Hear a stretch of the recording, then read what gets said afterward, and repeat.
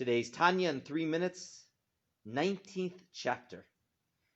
One of the challenges I had when I became more of a public speaker is reminding myself not to sway back and forth every time I spoke. I guess it was from my many years in yeshiva studying the Talmud, but I just developed this habit that any single time I started to speak, I couldn't sit still. I couldn't stand still for that matter. And I look back and see even when I was speaking to non-Jewish audiences, like giving an invocation at town council, I would sway back and forth. Now, I've gotten a little better at that, but where does that come from? Why do Jews do that?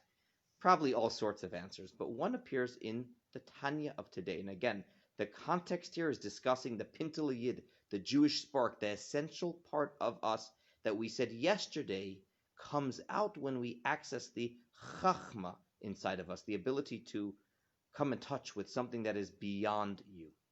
Today's Tanya analyzes that further by bringing a verse from King Solomon in the Bible, Ner Hashem Nishmat Adam, that the candle of Hashem is the soul of a person. I'm sure you've heard of this comparison between a soul and a candle. Of course, when someone passes away, we light a yahrzeit candle. And I just heard a beautiful explanation parenthetically about that when we lose a loved one, we light a candle to show that the world is now darker. We have to compensate by adding light in this world to make up for the loss. But in any event, why the comparison specifically to a candle? It's not just being poetic. Why the candle? So in today's Tanya, the Alter Rebbe says candles, and I know my wife loves watching flames. She can watch it for hours. It's remarkable, seeing them dance. They don't sit still. Where does that come from? How come it's not like water that just flows downwards or earth? And of course, there are scientific answers to that question with the burning of the oxygen and the effect it has, but the Kabbalistic answer to the question actually takes us to some of the wisdom of the ancients that discuss how each of these elements want to go back to their source. So water source is down here in the earth, it flows downwards, and the same for earth.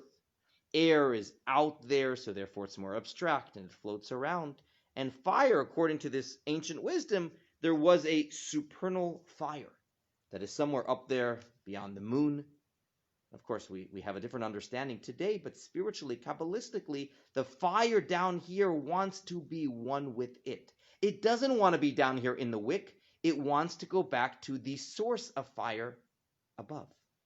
Now, if you ask it what will happen to you when you become part of that fire, ironically, it will lose its own existence. It will no longer be an individual candle. It'll be swept up into this big flame.